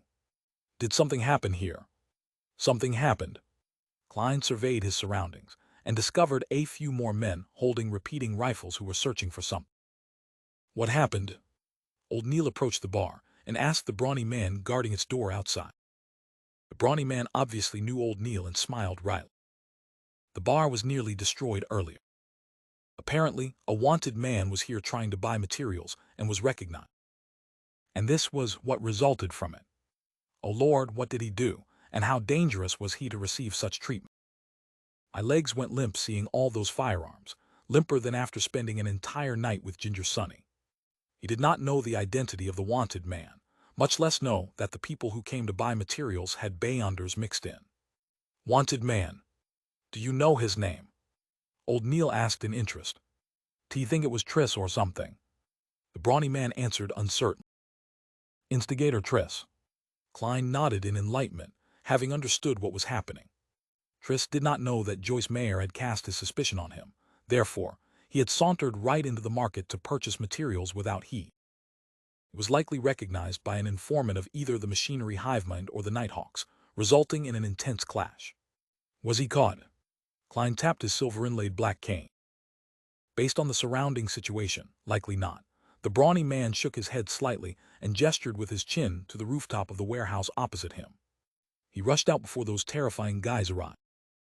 Bloody hell, I've never seen a man run faster than he did. You haven't seen the true skills of an assassin, or you might be taken away to some indescribable place for further re-education, Klein thought. T.S. The market's still open. Old Neil changed subjects and asked. T.T. just restored operations, replied the brawny man affirmatively. That's great. Old Neil quickened his pace and extended his right hand, pushing open the heavy door. Klein followed closely in tow and walked in. He nearly fainted at the stuffiness and smell of alcohol that inundated. In the middle of Evil Dragon Bar was a boxing ring. Two half-naked men were in an intense brawl, and surrounding them were dozens of customers shouting and cheering on the side they supported with no lack of vulgarity. Old Neil ignored them and led Klein around the boxing ring and walked into a billiard room at the back. In the billiard room, there were two people holding cue sticks, having a casual conversation. When they saw Old Neil enter, they instantly fell silent for a few seconds. After confirming the visitor's identity, they moved aside and let Old Neil and Klein pass through the secret door behind them. After passing through a few rooms, the sight before Klein's eyes opened up. He saw a place that was about the size of a lecture hall from his previous life. Some vendors had set up roadside stalls with bottles and cans all over. Passers-by strolled through them, either scrutinizing their goods, chatting, or comparing prices. They have to give 5% of their profits to Swain. He is the boss of Evil Dragon Bar, former captain of a mandated Punisher squad, and older than I am. He's someone who wishes to drink himself to his death, Old Neil explained in a garrulous manner. Klein thought and gave an honest evaluation. A rather profitable business. After all, his only expense was providing the venue and protection. If any item catches your fancy but you lack the money, you can borrow from Swain. But of course, he charges a very high interest. Old Neil trailed off as he gnashed his teeth. As expected, it's like running a casino. They would provide usuries. Klein held his walking stick and looked around as he asked curiously, Mr. Swain is a seafarer.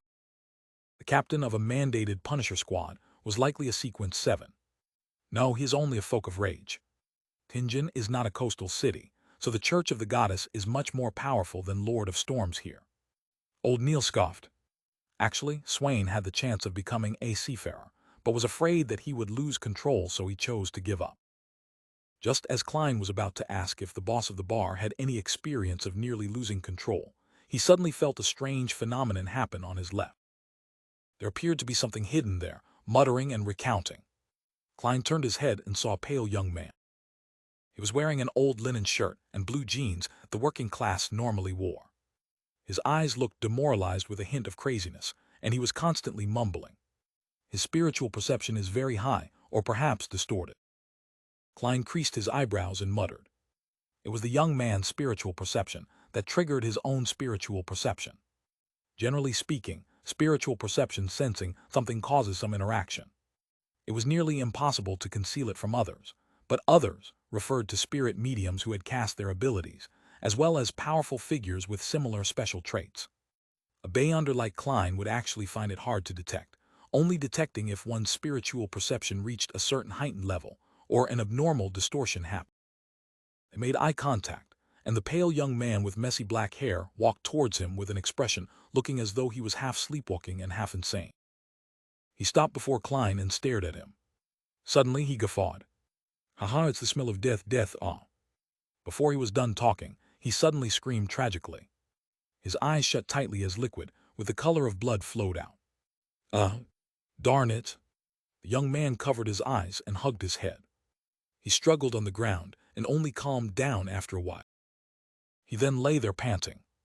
During the entire process, not a single customer or stall vendor looked over. Klein pressed down his half-top hat and looked at old Neil. Klein's mouth was hanging open in shock, using his actions to demonstrate his shock and to request for advice. Don't mind him. He's a demisol, an orphan nicknamed Monster. He was born with high spiritual perception, and he has always been able to see things that he shouldn't, hear voices that he shouldn't. Hence, he is always raving and often getting hurt. Old Neil shook his head as he explained. He could tell that my body was once dead.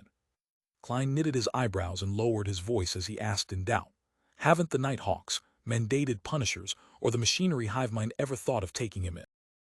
No, we do not have the sequence potion that suits him, said old Neil with a sigh. Right, he was born with the starting point of half a sequence. Klein asked again curiously, what sequence pathway suits him? The sequence 9 that suits him is called Monster. His nickname came from there. It's a pity that only the life school of thought has control over the sequence pathway's beginning, old Neil replied softly. He tried to keep the conversation between him and Klein from the people around them, to avoid leaking information to mysticism aficionados. Life school of thought. Klein recalled the information he had previously read.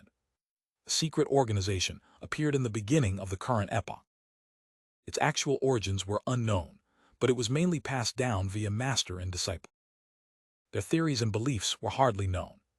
Klein only knew that they separated the world into 3 layers: the definite rational world, also known as the absolute truth world, the spirit's world, and the material world. Rumor had it that the secret organization had once produced a soothsayer. Wasn't that a sequence pathway that corresponded to seer? Confusing, really confusing. Klein shook his head and saw a demisol struggle to get up and then wander off to another corner. He reorganized his thoughts and followed behind old Neil. They walked past one stall after another. There were plants like moonflower, fingered citron, night vanilla, and mineral resources like silver, topaz, ruby, and so on. TT's really very well equipped, Klein muttered softly. The mysticism aficionados of all ages and genders around him would be stopping, distinguishing, or talking at times. It gave the area a bustling vibe. Walk around on your own. I am going to settle my bill. Old Neil pointed at one of the 2 rooms at the end. All right. Klein nodded without thought. He strolled with his black cane and came before a stall which sold self-made amulets. He took a careful look at it for a while. Just when Klein prepared to speak with the seller, he suddenly heard someone asking the stall behind him, is this powder ground from cow teeth pianol? Cow teeth pianol? Isn't that one of the supplementary ingredients of the spectator potion? Klein thought, then turned around to look at the inquirer. Justice had repeated the formula for the potion several times, so Klein had been left with a remarkably clear impression of the ingredients. Klein looked over and saw the person inquiring about the cow teeth pianol. The man was less than a meter away from him. He was wearing a black suit and a half-top hat of the same color. He had a cane adorned with silver in his hand and a pair of gold-framed spectacles on his face. He had a refined bearing. Yes, do you need it? This can here cost 3 solely. The owner of the stall was wearing a long black robe, one filled mysticism traits. The inquirer, whose sideburns were pale yellow, thought for a moment before saying, can it be cheaper? I still need to buy other ingredients too. For example, this bottle of white-hedged sunflower petal. The stall owner considered for a few seconds before grudgingly replying, 2 solely and 6 pence. I don't think you can find a price cheaper than that. Klein immediately felt that he was overthinking things after seeing how the bespectacled man was buying ingredients other than the cow teeth pianol. However, he still tapped his glabella twice as an act of caution. He swept the man with his spirit vision. No problems. He looks very healthy. His emotions are all right too. Mister, you need to keep this up. Klein retracted his gaze, turned around, and looked at the stall selling homemade amulets once again. The amulets were placed neatly before him. Some of them were made of pure silver, some with steel, others forged from gold. But only a few of the amulets had a weak aura emanating from them, some crimson, some pale white, some golden. This meant that some of them had weak traces of spirituality and were definitely effective to a certain extent. Klein looked at the amulets carefully and confirmed that the stall owner making the amulets had some foundation in mysticism. The stall owner did not make any mistakes matching the different energy sources to the different incantations. He was also extremely accurate at choosing the materials that corresponded to the different energy sources. Of course, a mere mysticism aficionado would definitely make some mistake. Klein noticed that the stall owner did not fully understand the incantation. One could not create an incantation simply by translating the content of the prayer into Hermes. The incantations had to follow a certain format that followed unique rules. The other problem was that the stall owner had made mistakes of varying degrees when he was choosing a suitable symbol for the energy sources. That explained why there were only 2 or 3 amulets, releasing the faint light out of the dozens that were laid before him. As for how much of an effect the 2 to 3 amulets would have, Klein could only say that it was better than nothing. An amulet that was truly equipped with obvious effects needed the craftsman to release his spirituality from a blade while carving the incantations and symbols. If one wanted even better results, they would have to supplement it with ritualistic magic. And these 2 things were not something an ordinary person could achieve. Klein tapped his glabella twice, then pointed at the upper left corner of the stall with his black cane. How much for these 2? He did not ask about the amulets that had a rudimentary colored aura, but half-completed items. Other than external shape, they had not been carved with incantations or symbols. For Klein, there was no reason to purchase the amulets that had weak effects. What he wanted to do was to transform the half-completed amulets into true amulets. He'll make amulets that can protect a person from danger, 1 each for Benson and Melissa. As for my own, I can ask the Nighthawks to supply me with the ingredients. Man, I must have been influenced by old Neil. I don't feel any guilt when doing something like that. Klein's mind wandered as he watched the stall owner pick up the half-completed silver amulets. The first silver amulet was elongated and had a cavity in the middle. Round it were patterns of angel-like feathers. The craftsmanship was intricate and was very beautiful. The other was simple, almost completely devoid of any additional decorations or carving. It had a vertical line representing the night and a circle representing the crimson moon. Klein, who paid much attention to appearances, took a liking to them immediately. "This is 6 solely," the middle-aged stall owner said, pointing to the intricate amulet. He was a man of few words. After pausing for a while, he rubbed the simpler piece and said, "This is 5 solely 3 pence. That's too expensive. They are still far from being an amulet." Klein had slowly been influenced by Benson and Melissa, so he had begun cultivating the habit of haggling. After a battle of words, he bought the 2 silver accessories at 5 solely 6 pence and 4 solely 9 pence respectively. Yeah, they can only be considered silver accessories for the time being. Klein had that in mind. The 10 solely 3 pence was deducted from the reimbursement he received for his divination club membership. Klein received the 2 silver accessories and placed them into his pocket. He was about to head to another stall when he heard a gentle voice. "Sir, why are you not buying a completed amulet?" Klein turned his head over and found a teenage girl asking him the question. She was about 15 years of age and wore a lacy yellow dress while holding onto a veiled hat with a ribbon. "TT's because I intend to make my own amulets. As you know, that is the wish of every aficionado of mysticism." Klein minced his words and answered. He did not wish to make the stall owner think that he was trying to snatch his business, even though he had considered using his skill to earn a quick buck. The teenage girl had naturally curly brown hair, and her face was adorable due to her baby fat. She looked at Klein with her light blue eyes and asked sincerely, "Can I seek your advice on choosing an amulet?" "Well, I was introduced here by a friend. I've been here several times and have a deep interest in mysticism. But I still do not know too much about it, and she, my friend, is going to turn 16 soon. I wish to select an amulet as a gift to her. I didn't bring her along as I wanted to be a surprise. I had previously sought her advice, but I cannot remember a lot of the critical points." Klein gave a gentlemanly smile. "What kind of protection amulets are you looking for? Something to avert disasters? Something to avoid illnesses? Something that gives fortune?" Different requirements would require different energy sources, which means that they must point to different gods. Different gods would have different corresponding constellations, and the different constellations would mean that different materials have to be used. For example, the incantation for averting disasters would belong to the Empress of Disaster and Horror, who is the Evernight goddess. As mysticism aficionados, we all know that the symbol of the Evernight goddess is the moon. The corresponding metal would thus be pure silver. Therefore, if we hope to avert disasters, it is best that we choose an amulet that is made of pure silver and has the corresponding incantation. We would also have to make sure that the incantations are of the correct language and format. The corresponding symbol of the Empress of Disaster and Horror means the path number, the spell's characteristic, and the relative positions of the symbols, etc., must also be correct. But this is too complicated, and there's no need for me to explain this for you, Klein added inwardly. The girl's eyes sparkled. She asked with a little doubt, can a follower of the goddess wear an amulet belonging to another god? No problem. The gods do not mind such small matters, Klein consoled her. It was not a problem for the person wearing the amulet, but the person creating the amulet had to be careful. If a believer of the Lord of Storms were to craft an amulet of the eternal blazing sun, they would most likely receive something malicious. Of course, these referred to amulets requiring the aid of ritualistic magic. The craftsman need not pay much attention to this otherwise. The teenage girl heaved a sigh of relief. He hoped to get her an amulet for good health. Which deity should I choose from? The eternal blazing sun, Mother Earth, or the god of knowledge and wisdom? There should be no problem with the eternal blazing sun and Mother Earth. The former is represented by the sun, while the latter is represented by the brown star. Klein smiled as he said, the material of the sun is gold, while the metal that symbolizes the brown star is lead.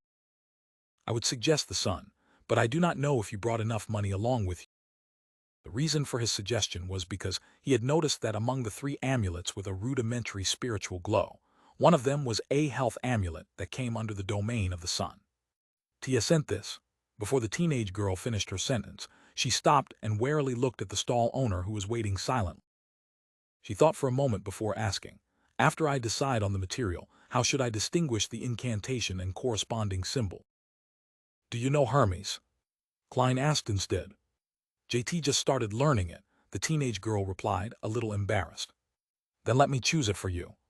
Klein pointed at the health amulet made of gold and said, this one has no problems, be it in the incantations or the representing symbol. The teenage girl lifted the edges of her dress and squatted in front of the amulet. She picked up the health amulet with designs of the sun's rays around its edges. She felt as though the amulet was nourishing her, making her feel completely relaxed. Thank you, thank you. She stood up and curtsied in gratitude. Klein laughed and said, Teal, leave the rest to you and the stall owner. I have other things to tend to. He looked at the stall owner as he spoke and noticed that the man had a weird look in his eyes, as if deciding if he had to give a cut of the profit to Klein. With a smile, Klein did not bother with the matter anymore. He continued touring the underground market, but he didn't notice any true extraordinary materials. At this point, old Neil had already paid off his debt. He was holding a dark-colored wooden box in his hand. He pointed to the other room behind and said, after he noticed Klein's look of doubt, go there if you wish to buy or sell extraordinary materials. After all, no one wishes to let others know what extraordinary items they are purchasing. Do you understand? Klein nodded as though in thought. There was no need for him to go there for the time being. He headed toward the exit of the underground market together with old Neil. How much for these elf flowers? A query suddenly entered Klein's ear. Elf flowers, that's also an ingredient for the spectator potion, Klein thought as he glanced sideways. He once again saw the refined, bespectacled man. What's the matter? Old Neil asked curiously. Nothing much. Klein retracted his gaze. Although he was a quasi-member of the Nighthawks, he did not feel that all Beyonders had to be absorbed by the churches or locked up. He believed that it had to depend on the situation. Spectators definitely posed little danger to society or the kingdom, and the chances of losing control as a Sequence 9 were very slim. After leaving Evil Dragon Bar, Klein and old Neil took a public carriage and left the harbor. They then split ways at the North Borough and headed back to their respective homes. The public transport steered into Daffodil Street and stopped by the side of the road. Klein was about to get off the carriage when he suddenly saw a young lady wearing a grayish-white dress, about to board the carriage. This lady had smooth black hair, her face a little round. She had thin eyes and unassuming features. Paired together, she gave off the feeling that she was sweet and gentle. Klein noticed her not because of her beauty, but because he discovered that her body was shuddering slightly. It was an unnatural shudder. "Miss, are you all right?" Klein asked in concern. The young lady shook her head abruptly. "No, I am just too tired." The people behind Klein were urging for him to get off, so Klein could only leave the carriage. When he found his footing, he paid attention to the situation from before again. He pinched his glabella twice, planning to determine if the lady was indeed all right. He had the intention of sending her to the hospital if she had a serious illness that was going to act up soon. Activating his spirit vision, the colors of the auras started to surface. Klein turned around and prepared to look at the sweet and gentle young lady. Clip-clop, clip-clop. Horses widened their paces as the wheels began rolling in tow. Despite activating his spirit vision and turning around, hoping to observe the refined and sweet lady, Klein did not have his wishes fulfilled. All his eyes reflected were brown figures moving past him. Meanwhile, the passengers from the stop had already boarded the carriage.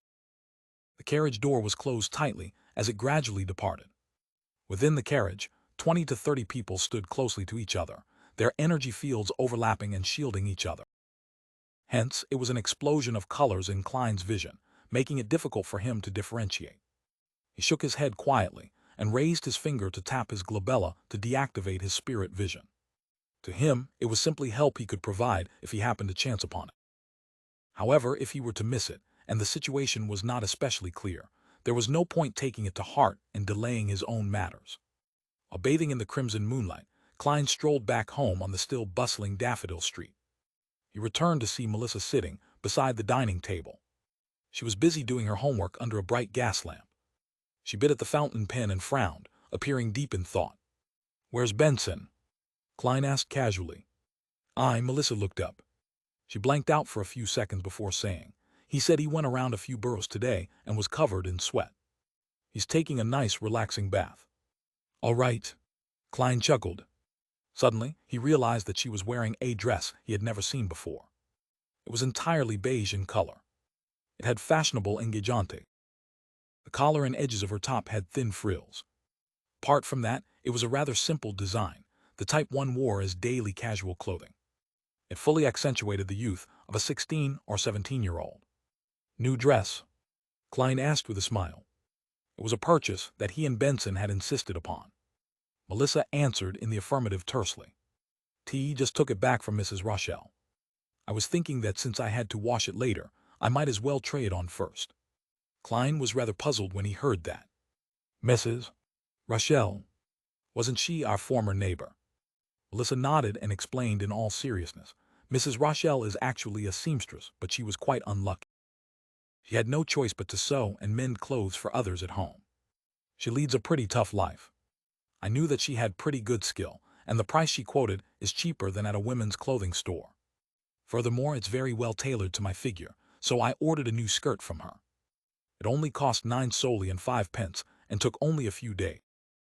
A dress of a similar style would cost 3/2 of a pound at Harrod's department store." "What a frugal girl, sis. I know that at least half the reason is due to your pity of Mrs. Rochelle." Klein did not reproach Melissa for deciding things for herself.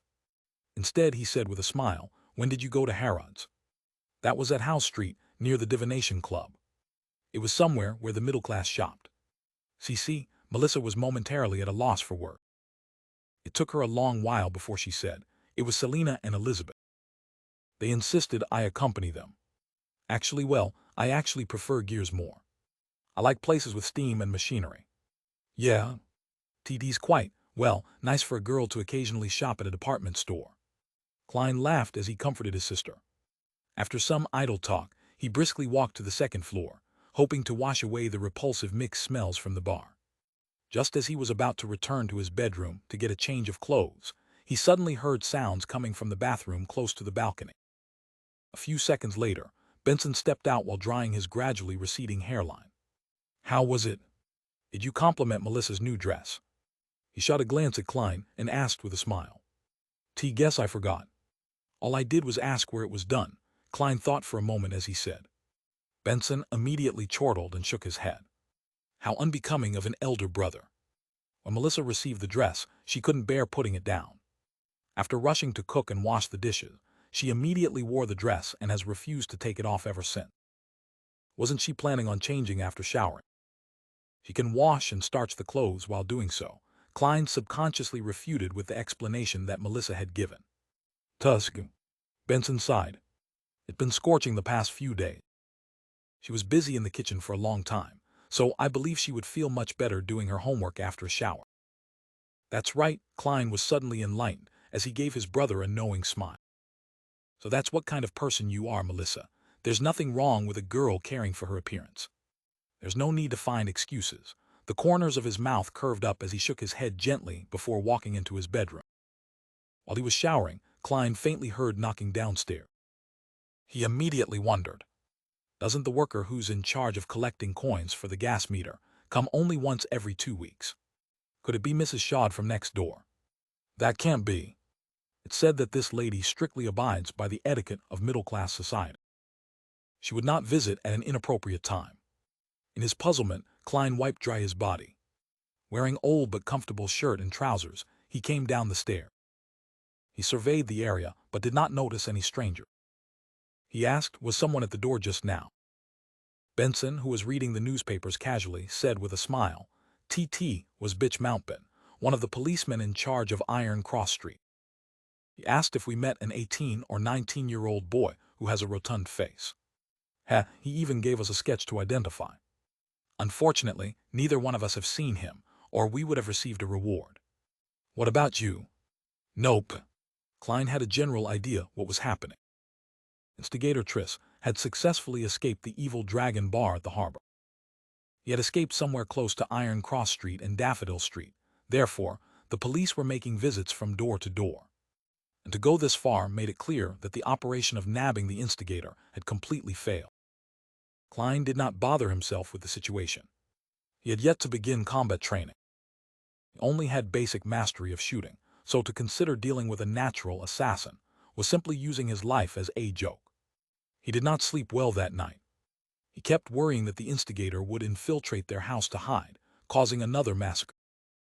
Thankfully, Daffodil Street was quiet the entire night, with the morning sun rays dispersing all the fog.